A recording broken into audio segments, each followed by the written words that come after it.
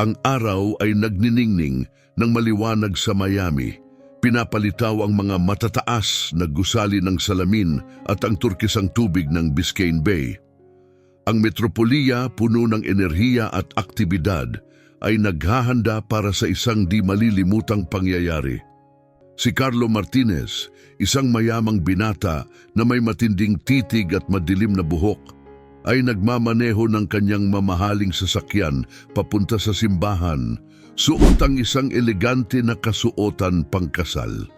Ang kanyang puso ay malakas ang tibok, puno ng inaasahan para sa sandaling makikita niya ang kanyang kasintahang si Julia Perez.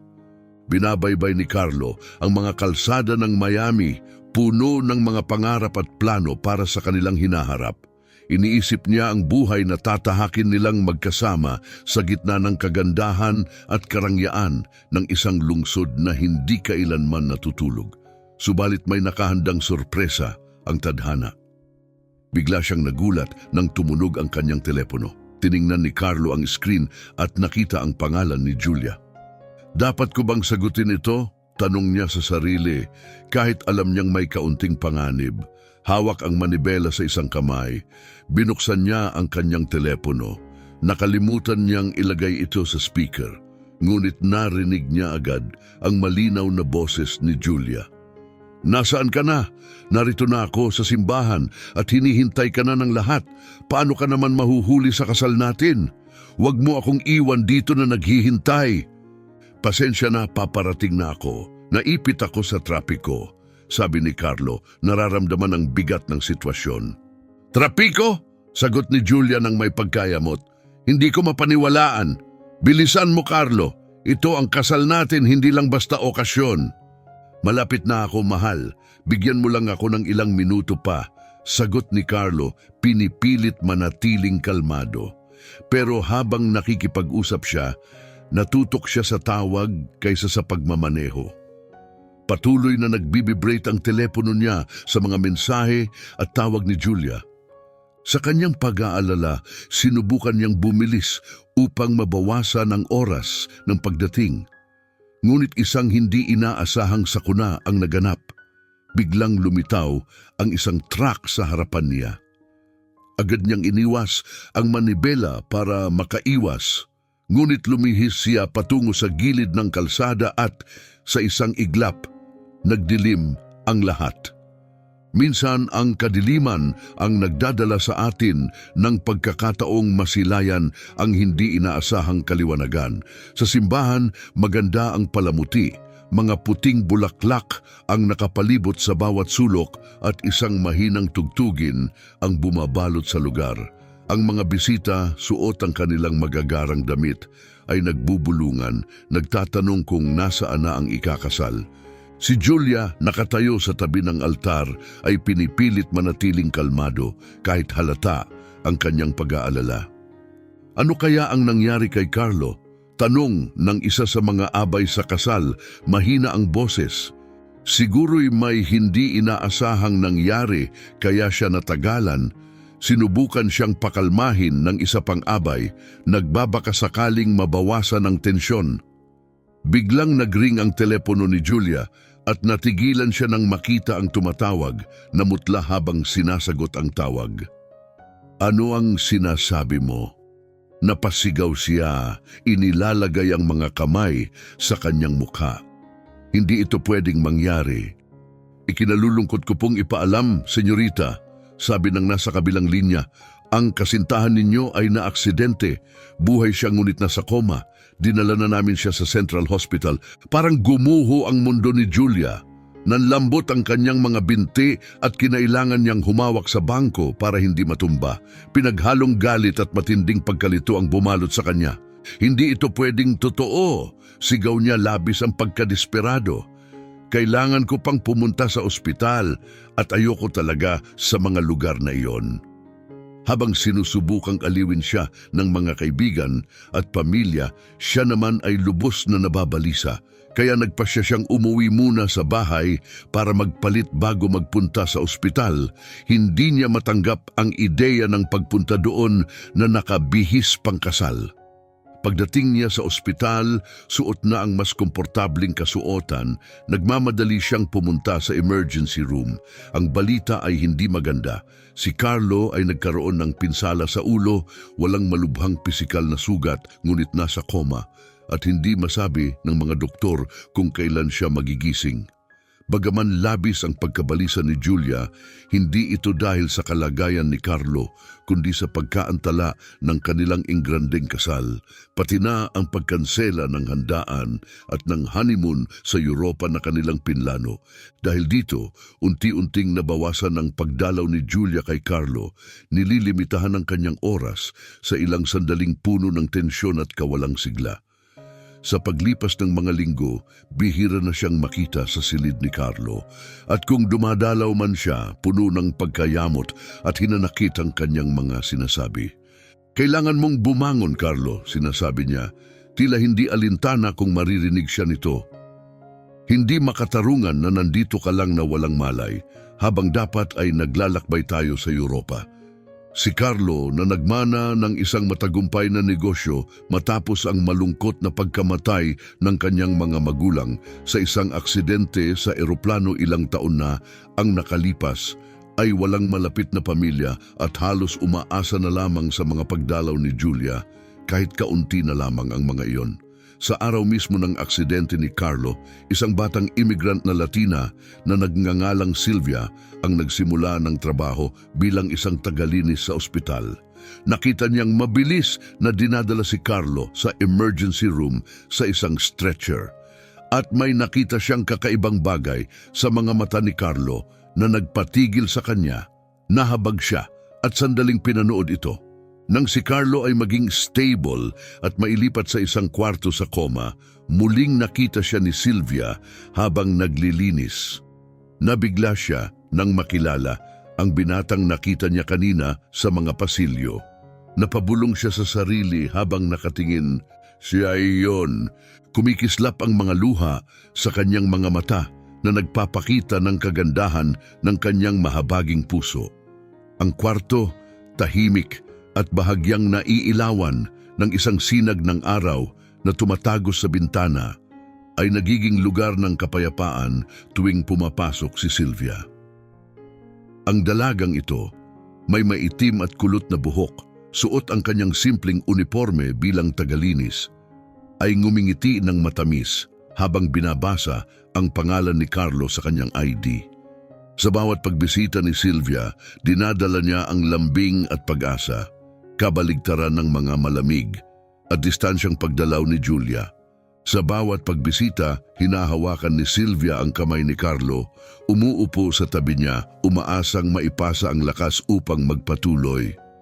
"Malakas ka, Carlo," bulong niya ng mahinahon at may pagmamahal. "Marami pang nakalaan para sa iyo sa buhay. Huwag kang susuko. Ang susi sa paggising ay ang paniniwalang kaya mo ito."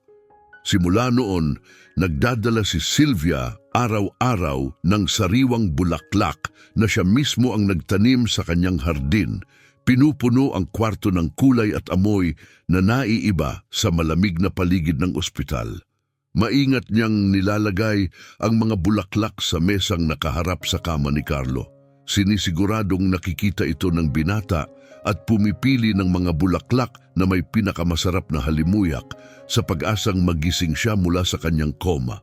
Ito'y isang regalo para sa iyo, para ipaalala na ang tunay na kahulugan ng buhay ay naghihintay sa labas at bawat umaga ay may bagong pagkakataon upang magising. Tulad ng mga bulaklak na ito na muling nabubuhay sa bawat araw, bulong ni Sylvia puno ng pag-asa at nananatiling tahimik. Nauupo siya sa tabi niya, hinahaplos ang kanyang buhok ng may pagmamahal na tila nagbibigay ng pangakong may dalang imposible ngunit walang hanggang pagmamahal.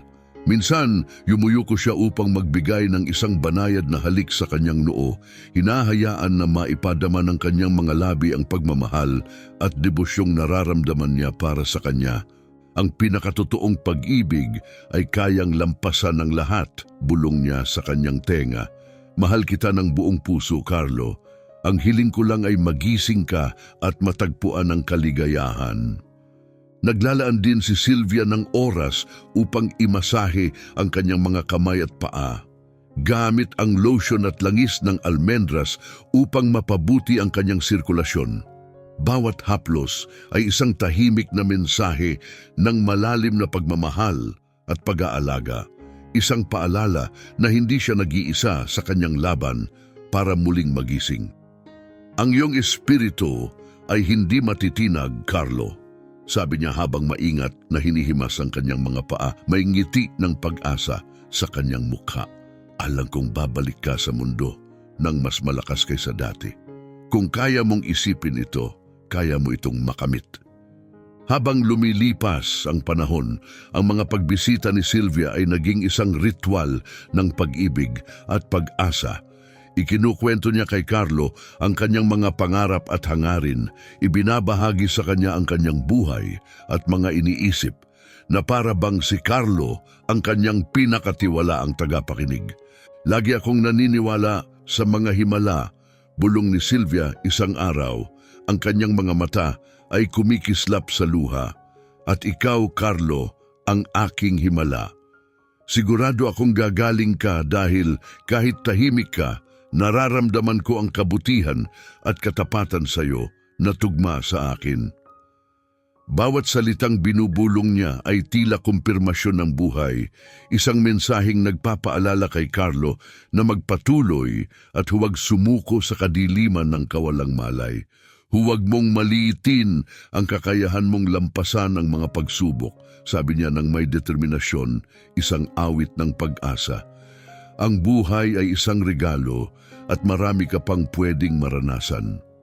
Isang araw, habang inaayos ni Sylvia ng maayos ang mga kumot, inaayos ang mga unan at sinisiguradong malinis ang kwarto ni Carlo, bumulong siya sa kanyang tainga habang nakangiti. Huwag kang mawawalan ng pag-asa, kaya mo ito. Biglang narinig ang yabag ng matataas na takong sa pasilyo. Bumukas ang pinto at pumasok ang amoy ng isang mamahaling pabango.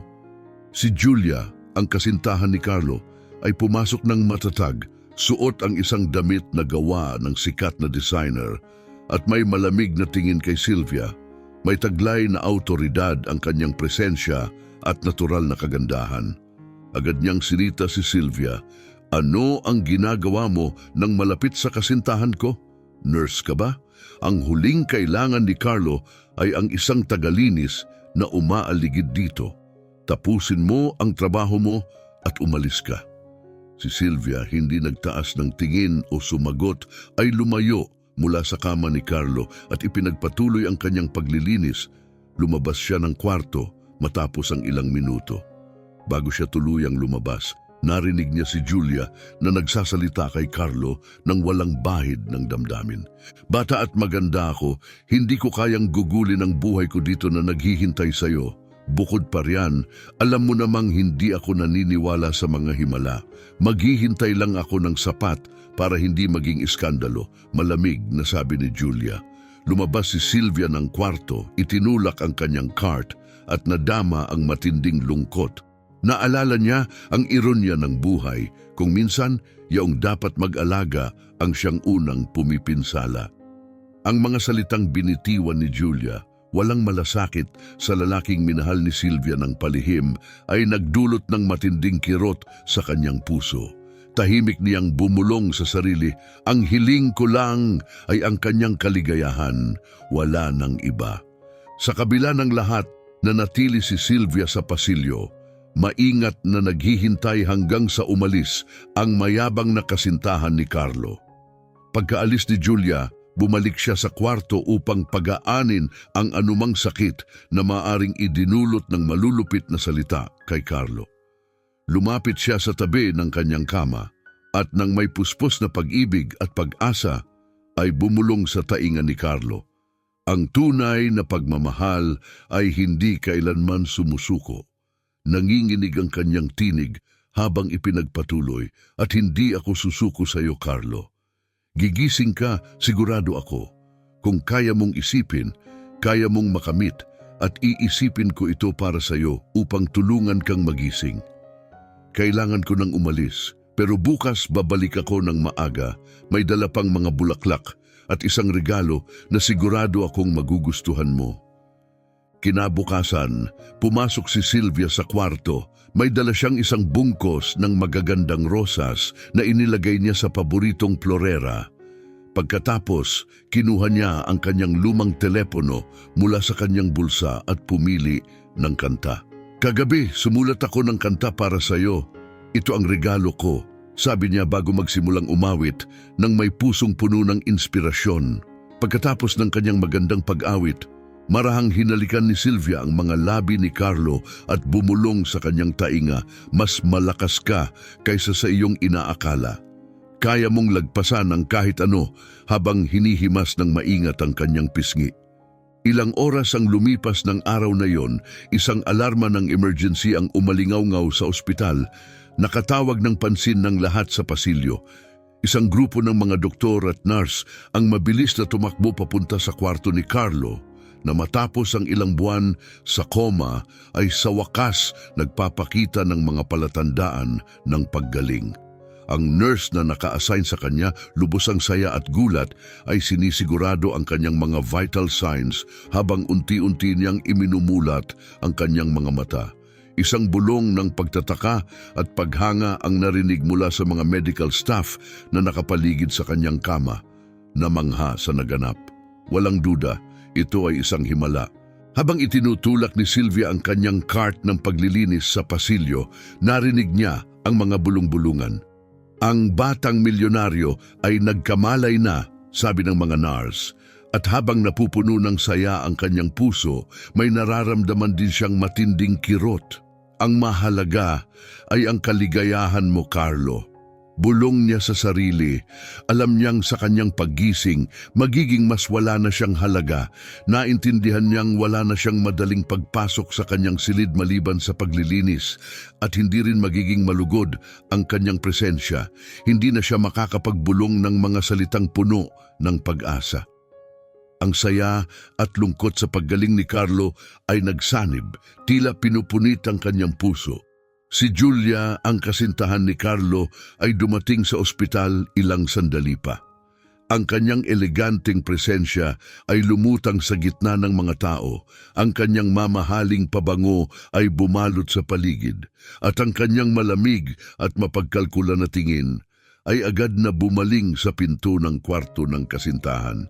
Sa matatag na mga hakbang, pumasok siya sa kwarto kung saan si Carlo, mahina pa rin, ay sinusubukang ituon ang kanyang tingin sa paparating na figura.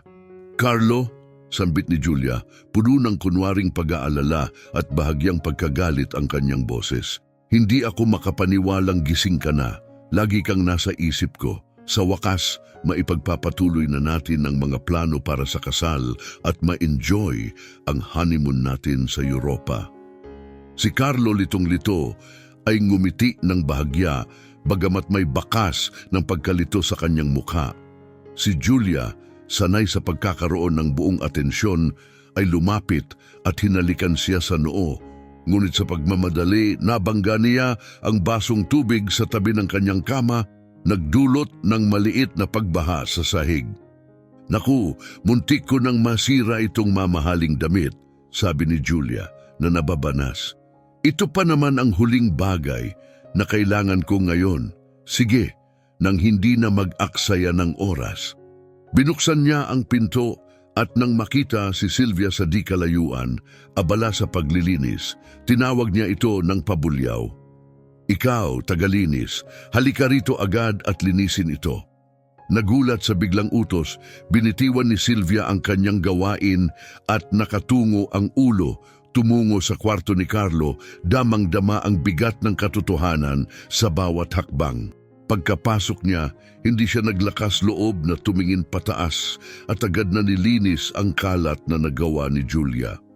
Malakas ang tibok ng kanyang puso at bagamat masaya siya sa paggaling ni Carlo, ang lungkot sa pagtanggap na natapos na ang kanyang ugnayan sa kanya ay nagpapahirap sa kanya. Si Julia, halatang naiirita at kulang sa pasensya, ay kinausap si Sylvia. Natapos mo na bang linisin? Sabi niya, nakatiklop ang mga kamay at may mukhang halatang pagkadismaya. Hindi ko maintindihan kung bakit nandito ka pa. Nanggugulo ka sa aming pribadong oras. Lumabas ka na. Sa isang halos hindi marinig na tinig, puno ng lungkot, marahang sumagot si Sylvia, "Patawad po, senyorita." Nang siya'y papalabas na ng kwarto, itinutulak ang kanyang cart. Biglang bumangon ng bahagya si Carlo mula sa kanyang kama. Kitang-kitang gulat sa kanyang mukha. Sa pagkarinig sa tinig ni Sylvia, may gumising na damdamin sa kanyang kalooban. Isang pamilyar na pakiramdam at isang alaala ng mga salitang bumubulong sa dilim. Sa matinding pagsisikap, sinabi niya, "Sandali lang, hintay. Pakisabi ulit ang sinabi mo." Si Julia naguluhan ay humarap sa kanya ng nakakunot ang noo. "Ano ang sinasabi mo, Carlo?" tanong niya. Puno ng kalituhan at pangamba ang kanyang tinig. "Naapektuhan ka ba talaga ng koma ng ganito?" Ngunit binaliwala siya ni Carlo, nakatuon ng buo ang pansin kay Sylvia. "Magsalita ka," sabi niya nang may pagpilit na nagbigay gulat sa lahat ng naroon. "Sabihin mo sa akin ang pangalan mo." Mas lalo pang nahiya at nakatungo ang kanyang ulo, naramdaman ni Sylvia ang mga matang nakatuon sa kanya. Sa nanginginig na boses, sumagot siya, "Ako po si Sylvia. Patawad po sa abala, senyor." Si Julia narinig ito at agad na nainis, binigkas ng may paghamak. "Sylvia, ang simple naman ng pangalan mo. Akma lang para sa isang taong ang tanging kakayahan ay maglinis.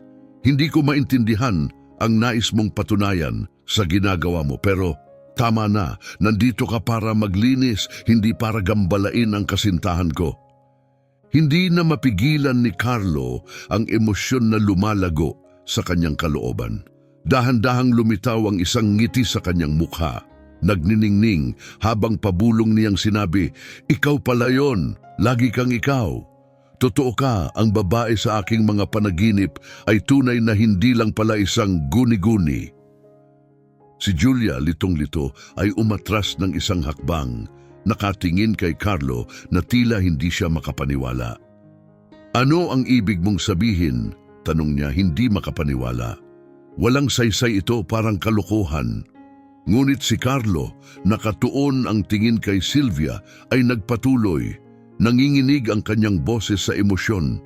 "Sa napakahabang panahon, sa dilim, may naririnig akong tinig na nagbibigay sa akin ng pag-asa at lakas para lumaban. Ngayon alam ko na hindi pala ito isang panaginip. Iyon ang tinig mo, Sylvia." Hindi na mapigilan ni Sylvia ang mga luha na nagsimulang tumulo mula sa kanyang mga mata. Siya'y isang hakbang ang umatras, natatangay ng bigat ng sandali. Si Julia, nagngingit-ngit sa galit at naramdamang napahiya, ay nagpilit na magpakalma. "Kalokohan ito, Carlo. Hindi mo alam ang sinasabi mo. Ikaw ay nagdedeliryo." Subalit hindi siya pinansin ni Carlo. Iniunat niya ang kanyang kamay kay Sylvia, may nakitang malalim na pasasalamat at pagmamahal sa kanyang mga mata. "Sylvia," muling bulong ni Carlo, puno ng damdamin ng kanyang tinig, "ikaw ang nagpanatili sa aking buhay. Ikaw ang humugot sa akin mula sa kadiliman." Si Sylvia, tumitibok ang puso ng mabilis, ay hindi makapagsalita. Sinusubukan niyang maintindihan ang mga sinabi ni Carlo. Kahit hindi niya lubos na nauunawaan, ang kanyang tahimik na pagmamahal at dedikasyon para sa kanya ay tila sumasalamin sa kaluluwa nito. Sa unang pagkakataon, naramdaman niyang hindi na sayang ang lahat ng kanyang ginawa. Si Julia, hindi na matitiis ang nangyayari at iniisip na nawawala sa katinuan ang kanyang kasintahan, ay tumungo sa pintuan na may dalang galit at pagkapahiya. "Kalokohan ito. Babalik ako bukas para dalhin ka pa uwi pagkatapos kang mabigyan ng discharge, at sana'y naisip mo ng mabuti ang lahat sa oras na iyon. Kailangan nating bawiin ang nasayang na panahon at ituloy ang paghahanda para sa ating kasal." Sabi niya bago tuluyang lumabas ng kwarto, nagpapakita ng mayabang na pag-uugali kahit sa loob-loob niya ay puno siya ng pagkabalisa at galit. Carlo, habang hawak pa rin ang kamay ni Sylvia, tumitig ng malalim sa kanyang mga mata at sa sandaling iyon, ang lahat ng nangyari sa kanila, lahat ng lihim na ginawa ni Sylvia, tila nagpakita sa kanyang tingin. Sylvia, bulong niya ng mahina, ang boses niya ay nanginginig sa damdamin. Salamat, maraming salamat. Si Sylvia na may mga luhang dumadaloy sa kanyang mga pisngi, bahagya lamang nakasagot. Ang kanyang boses ay isang mahinang bulong na puno ng emosyon. Hindi mo kailangang magpasalamat, gusto ko lang na maging masaya ka, na puno ng mga damdamin, ang katahimikan sa paligid. Isang katahimikang nagpapahayag ng lahat ng emosyon na naipon sa mga nakaraang buwan, ang pag-ibig na hindi na ibalik at ang pag-asa na sa wakas ay namulaklak. Si Carlo, may ngiti ng malalim na kapayapaan, niyakap si Sylvia ng mahigpit at may init. Sa sandaling iyon, nang walang salita, pareho nilang naunawaan na ang kanilang koneksyon ay mas malalim pa kaysa sa anumang paliwanag. Ito ay isang pagkakaugnay na nabuo sa katahimikan at sa dilim, at ngayon, sa liwanag, ipinakita nito ang tunay na anyo, isang himala. Kinabukasan, maaga pa lang dumating si Julia para tulungan ang kanyang kasintahan na maghanda sa pag-alis sa ospital at pagbalik sa kanilang mansyon. Si Carlo, mabagal pa ring maglakad at balisa sa damdamin mula sa nangyari kahapon, ay nagpapaalam sa doktor sa labas ng ospital. Si Julia, masigla at may nakakaluwag na ekspresyon, ay nakatayo sa tabi niya, mahigpit na hawak ang kanyang braso habang ang doktor ay nagbibigay ng mga huling paalala para sa kanyang ganap na paggaling. Si Carlo ay halos hindi makapag-concentrate sa mga sinasabi ng doktor. Ang kanyang mga mata ay naglalakad sa paligid, naghahanap kay Sylvia, ang babaeng naglilinis. Sa kanyang puso, isang lungkot ang lumalaki sa bawat sandaling hindi niya ito nakikita, isang kalungkutan na hindi niya lubos na maunawaan. Ang kanyang isip ay lumilipat-lipat sa pagitan ng pasasalamat at isang damdaming mas matindi na nagsisimulang lumitaw mula sa isang nakatagong sulok ng kanyang sarili. Si Sylvia, sa kabilang banda, ay nakatanaw sa eksena habang may luhang dumadaloy sa kanyang mga mata. Ang makita si Carlo kasama ang kanyang kasintahan ay nagdulot ng matinding sakit sa kanya, kaya tumakbo siya at nagtago upang hindi makita. Alam niya na hindi siya nababagay sa mundo ni Carlo, pero ang pag-ibig na nadarama niya para rito ay labis na nagpapahirap sa kanya. Lahat ba ay malinaw? Tanong ng doktor, tinatanggal siya mula sa kanyang pag-iisip. Oo, malinaw, sagot ni Carlo ng mahina, may pilit na ngiti habang tumatango. Ngunit ang isip niya ay wala doon. Ito ay patuloy na naghahanap sa taong nagbigay sa kanya ng pag-asa sa kanyang mga madidilim na araw. Si Julia, hindi mapakali, ay hinigpitan pa ang hawak sa kanyang braso. Tara na, Carlo! Kailangan na nating umalis! Sabi niya sa kanyang karaniwang mahigpit na tono. Si Carlo, sa huling sulyap sa ospital, ay sa wakas sumuko. Habang papunta sila sa sasakyan, ang kanyang mga hakbang ay tila mas mabigat kaysa dati na para bang may humihila sa kanya upang manatili roon.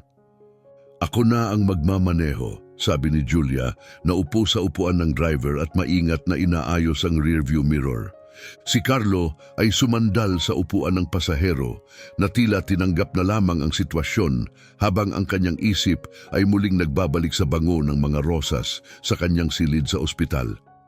Sa buong biyahe patungo sa kanilang mansyon, walang tigil si Julia sa pagsasalita, walang pakialam sa oras na lumilipas.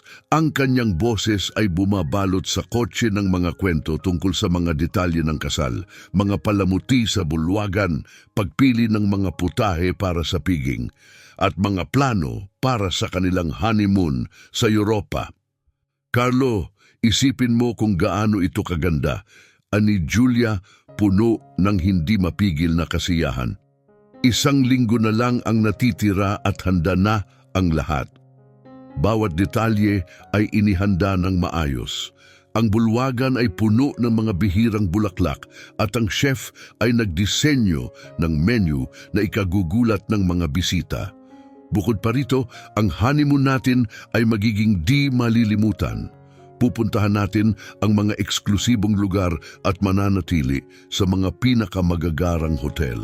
Ito ang magiging pinakapinag-uusapang kaganapan ng taon. Si Carlo, sa kabilang banda, ay halos hindi nakikinig sa mga sinasabi ni Julia. Parang isang malayong echo na lamang ang kanyang naririnig. Ang isip niya ay puno pa rin ng kapayapaan ng kanyang mga araw sa ospital at ang pagmamahal na nadama niya sa mga sariwang bulaklak na araw-araw na dinadala ni Sylvia. Ang init ng mga alaala na iyon ay labis na kaiba sa malamig na boses ni Julia at ang lungkot ay muling bumabalot sa kanya nang hindi niya lubos na maunawaan. "Carlo, nakikinig ka ba sa akin?" Ulit ni Julia, napansin ang kanyang kawalan ng pansin at may kaunting iritasyon sa kanyang tinig. Oo, syempre." Sagot niya nang wala sa loob, hindi napansin ang mga salitang binibitawan. Napasimangot si Julia, ngunit hindi na niya ito pinansin pa. Abala siya sa mga paghahanda para sa kasal at hindi na iniintindi ang tila pagbabago sa ugali ni Carlo, na itinuring niyang epekto lamang ng matagal na pagkawala ng malay nito. Pagdating nila sa mansyon, naramdaman ni Carlo na ang marangyang paligid na dati ay ipinagmamalaki niya, ay ngayon tila bumibigat sa kanyang dibdib. Ang bawat sulok ng kanyang tahanan na dati tila santuwaryo sa kanya ay parang nawalan ng sigla at buhay, kulang sa pagmamahal na nadama niya sa ospital. Bagaman ang mga sumunod na araw ay puno ng karangyaan, si Julia ay lubos na nalulunod sa mga huling detalye ng kasal. Mulit-muli niyang sinusuri ang bawat aspeto, pinupuno ang bahay ng mga tagapag-ayos, florista at designer. Ang mga gown, mga alahas, mga imbitasyon, lahat ay kailangang perpekto. Ang kasal ay kailangang maging isang natatanging kaganapan na ayon sa kanilang katayuan sa lipunan. "Carlo, halika't tingnan ang mga opsyon na ito para sa mga dekorasyon sa mesa." Palagi siyang tinatawag ni Julia, ipinapakita ang iba't ibang magagarbong disenyo.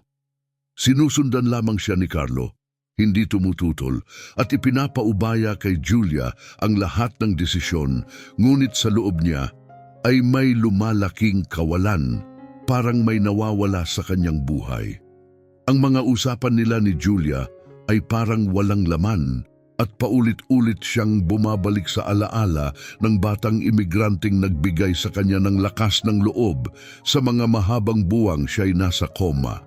Isang hapon, habang abala si Julia sa mainit na pagtatalo kasama ang wedding coordinator tungkol sa pag-aayos ng mga mesa sa bulwagan, si Carlo naman ay nasa hardin ng mansyon. Napapalibutan siya ng mga kakaibang bulaklak na, sa kabila ng kanilang kagandahan, ay hindi maikukumpara sa bango ng mga rosas na dinadala sa kanya ni Sylvia sa ospital. Yumuko siya upang pumitas ng isa, ngunit ang amoy nito ay tila pilit at napakalakas. Wala ang simpleng halimuyak na dati niyang pinahahalagahan. Pumikit siya, at sa loob ng isang saglit, para bang naroon si Sylvia sa tabi niya, bumulong ng mga salitang nagbibigay lakas at pag-asa, katulad ng ginagawa niya noon sa ospital. Bumilis ang tibok ng kanyang puso sa pag-alala sa kanyang boses na puno ng lambing at pag-aalaga na kabaligtaran ng malamig na kapaligiran sa kanyang paligid. "Carlo, ano ang ginagawa mo dito?" Boses ni Julia ang bumalik sa kanya sa katotohanan. Nakatingin siya mula sa pintuan, halatang may pagkainis sa kanyang mukha. "Nagmumuni-muni lang," sagot niya, iniwan ng bulaklak at bumangon na may malalim na buntong hininga. "Wala tayong oras para sa mga walang kwentang bagay. Ilang araw na lang ang kasal at kailangan natin ng lubos mong atensyon. Lahat ay naroroon, naghihintay na makita ang matagumpay na negosyante na ikaw. Hindi tayo pwedeng magkamali, sabi ni Julia ng matigas. Tumango si Carlo, ngunit mas lalo niyang naramdaman na para bang siya ay bilanggo sa isang buhay na hindi na niya makilala. Ang kanyang paligid ay puno ng mga bagay na mababaw at peke. Ngunit masyado siyang naguguluhan at pagod upang lumaban pa. Mabilis na lumipas ang oras at ang mansyon ay naging abala sa mga huling paghahanda. Si Julia, laging elegante at maganda, ay maingat na sinusuri ang bawat detalye upang walang maging kapintasan. Subalit habang papalapit ang araw ng kasal, ang kaba ni Carlo ay lalong lumalakas. Sa wakas, sumapit ang araw ng kasal at ang mansyon ay naging kahanga-hanga. Ang hardin ay puno ng mga ilaw at mga bulaklak at ang bulwagan ay puno ng mga mesa na pinaganda ng buong husay habang ang mga bisita ay nagsisidatingan, bihis na bihis para sa pinakainaabangang kaganapan ng taon. Si Julia ay kumikislap sa kanyang wedding gown, napapalibutan ng mga abay na walang tigil sa pagpuri sa kanya. Si Carlo naman ay lalong naguguluhan. Nang isuot niya ang kanyang suit at tumingin sa salamin, hirap siyang makilala ang taong nakatingin pabalik sa kanya. Paulit-ulit niyang naririnig ang mga pangako ni Julia ng marangyang buhay. Ngunit ang mga malalambing na bulong ni Sylvia, puno ng pag-asa at pagdamay, ang patuloy na nagbabalik sa kanyang isip. Handa ka na ba? Tanong ng isang kaibigan habang papasok sa silid, may ngiti sa labi. Tumango si Carlo, ngunit sa loob niya ay para siyang nahuhulog sa isang bagyong puno ng emosyon. Alam niyang malapit na siyang gumawa ng desisyong hindi na niya mababawi at ang bigat ng pasyang iyon ay nakapagpabigat ng kanyang loob. Sa ospital, si Sylvia, ang tagalinis na nakabalita tungkol sa kasal mula sa mga magasin at social media, ay pilit na nag-concentrate sa kanyang trabaho habang may mga luhang dumadaloy sa kanyang pisngi. Sinubukan niyang itago ang kanyang kalungkutan, paulit-ulit na sinasabi sa sarili, ang mahalaga ay ang kaligayahan niya. Sa parehong oras, nagsimula na ang seremonya sa simbahan. Dahan-dahang naglakad si Julia papunta sa altar. Napakaganda sa kanyang wedding gown at lahat ng mata ng mga bisita ay nakatutok sa kanya. Naghihintay si Carlo sa altar, sinusubukan na mag-focus sa kasalukuyan, kahit na ang imahe ni Sylvia, ang tagalinis sa ospital, ay paulit-ulit na bumabalik sa kanyang isip ng oras na para banggitin ang mga pangako habang hawak niya ang kamay ni Julia. Ang mga salitang kailangan niyang sabihin ay tila walang laman, kulang sa pagmamahal na inakala niyang mararamdaman. Sa napakahalagang sandali na ito, dumating ang pinakamahalagang sandali. Si Carlo, nakatayo sa altar, hawak ang kamay ni Julia habang sinimulan ng pari ang pagbasa ng mga pangako ng kasal. Napuno ng katahimikan ang simbahan. Ang lahat ng bisita ay nakatuon sa kanila.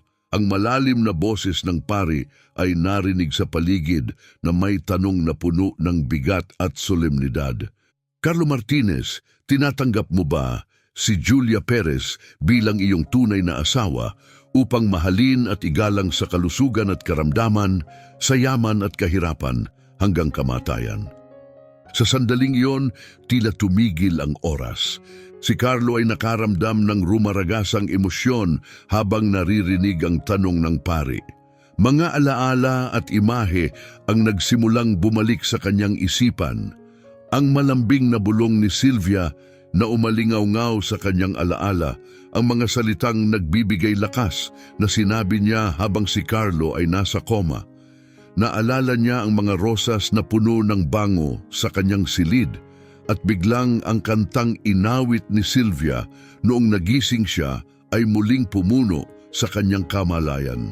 Naalala niya ang kantang iyon ang nagsilbing ilaw na nagmulat sa kanya mula sa kadiliman At sa sandaling iyon, tila naging malinaw ang lahat. Naalala rin niya ang mga matatalim na salita ni Julia, ang malamig na tono ng kanyang boses habang sinasabi nito na hindi siya naniniwala sa mga milagro, na hindi siya maghihintay para sa kanya. Ramdam niya muli ang sakit ng mga salitang iyon kahit noong hindi siya makagalaw o makasagot. Sa kabaligtaran, naalala niya ang lambing ni Sylvia, ang tahimik na debosyon at ang pagmamahal na walang hinihinging kapalit. Ako, nagsimula siya ng inigang boses habang nakatingin ng diretso kay Julia. Ngayon ko naalala ang lahat. Tinitigan siya ni Julia litong-lito. Anong sinasabi mo? Si Carlo sa boses na bahagyang may impatience huminga ng malalim at nagpatuloy. At habang nagsasalita, lalo siyang naging matatag. Naalala ko ang mga sinabi mo habang ako'y nasa coma, Julia. Naalala ko nang sinabi mong hindi ka naniniwala sa milagro, na hindi mo kayang maghintay. Huminto siya, ramdam ang halo ng galit at lungkot na namumuo sa kanyang kalooban. Naalala kong mas nababahala ka pa sa pagpapaliba ng kasal at pag-aayos ng honeymoon kaysa sa kalusugan ko.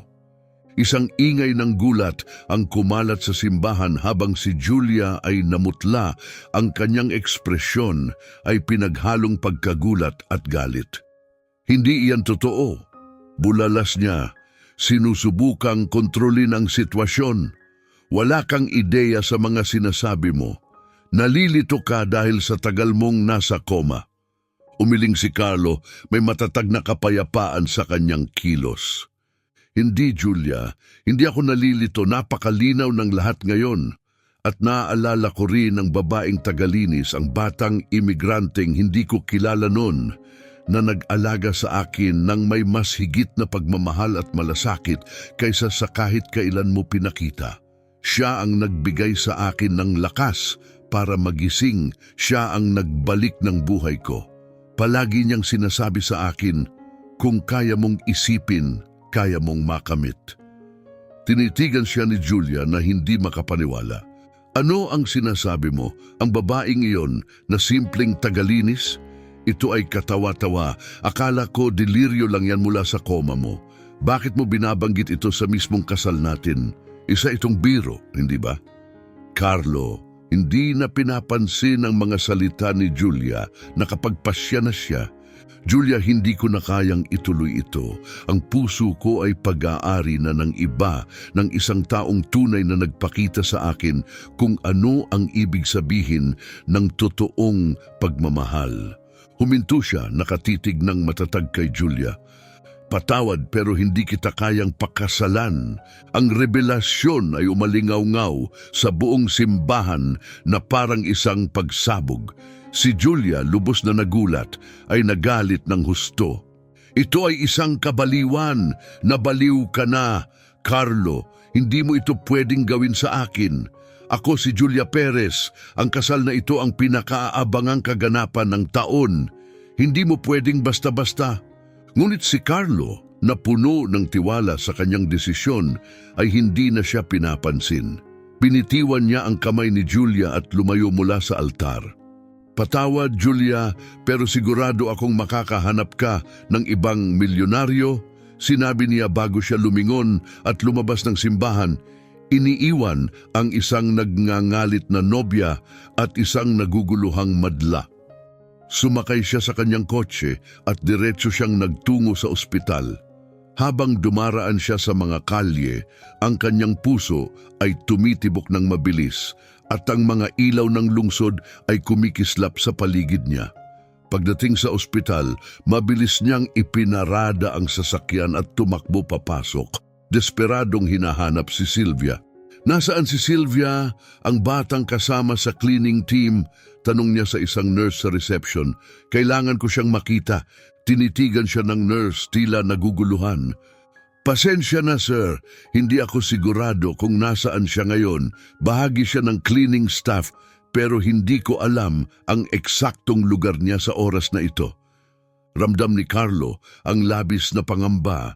Hindi niya kayang hayaan na mawala na naman si Sylvia, lalo na pagkatapos ng lahat ng nangyari. Napatingin siya sa paligid at napansin ang intercom na ginagamit sa mga anunsyo sa buong ospital. Agad siyang lumapit sa nurse. "Pakisuyo, kailangan kong gamitin ang intercom." Pakiusap niya, may halong pananabik ang kanyang boses. Napatitig ang nurse sa kanya, bahagyang nagulat. "Pasensya na sir, ngunit hindi pinapayagang gamitin ng mga bisita ang intercom. Tanging mga may pahintulot lang ang may access." Si Carlo, na hindi nawawalan ng pag-asa, ay tinitigan ang nurse nang may pagsusumamo sa kanyang mga mata. "Pakisuyo, ito'y isang emergency. Kailangan ko siyang mahanap, pakiusap. Kung naniniwala ka sa pagmamahal, tulungan mo ako sa pagkakataong ito." Nag-alinlangan ang nurse sa simula, ngunit sa harap ng pagsusumamo at taimtim na pakiusap ni Carlo, unti-unting siyang pumayag. Marahan siyang tumango at kinuha ang mikropono ng intercom. Ang kanyang boses ay narinig sa buong ospital. "Pakiusap, hinihiling namin kay Sylvia mula sa Departamento ng Paglilinis na pumunta agad sa pangunahing entrada ng ospital." Habang malakas na tumitibok ang puso niya, si Carlo ay tumakbo papunta sa entrada upang maghintay.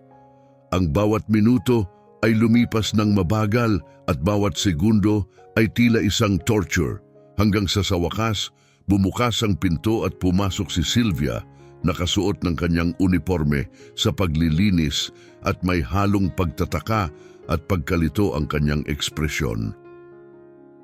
Ano ang nangyayari dito? Mahinang bulong niya habang tumitingin sa paligid at hindi nakikilala ang mga tao.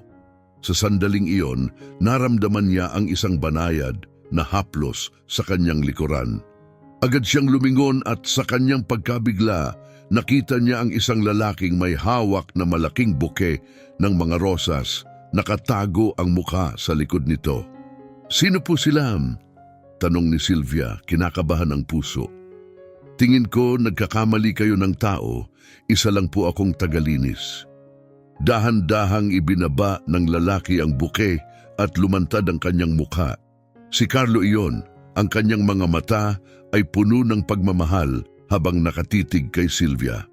"Hindi, Sylvia," sinabi niya ng malumanay, puno ng emosyon ang kanyang boses. "Ikaw ay higit pa roon.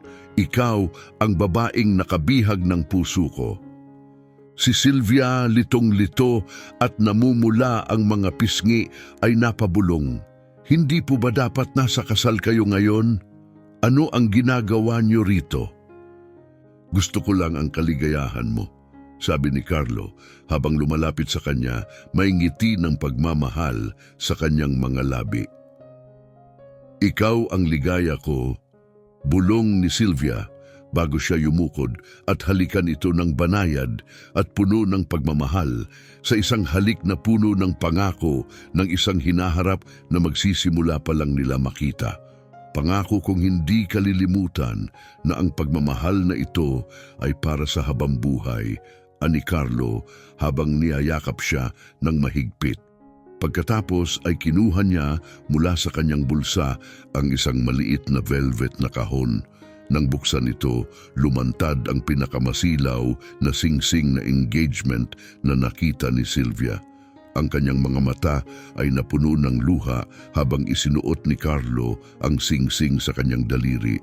Pinagtitibay ang isang pangakong nabuo sa mga hindi inaasahang pangyayari at sa mga pinakamahirap na sandali.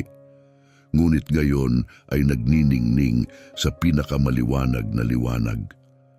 Hawak ang mga rosas sa isang kamay at pagmamahal sa kabila, magkasamang umalis si Carlo at Sylvia mula sa ospital, handang magsimula ng bagong buhay na puno ng pagmamahal, pag-asa at higit sa lahat, ang kasiguraduhan na ang mga tunay na himala ay palaging makakahanap ng daan sa kanilang buhay. Kung nais mong suportahan ang mga hayop sa lansangan, napakadali lang. Kailangan mo lang mag-subscribe, mag-like at ibahagi ang kwentong ito sa pamamagitan ng WhatsApp. Iwan mo ang iyong pangalan sa comments para mabati kita ng personal. At huwag palampasin ang isa pang kwento kung saan tinanggihan ng isang bangko ang loan application ng isang itim na imigranteng lalaki. Ngunit ang tadhana ay kumilos upang baguhin ang lahat. Ang ending ay siguradong magugulat ka. Bendisyon sa lahat.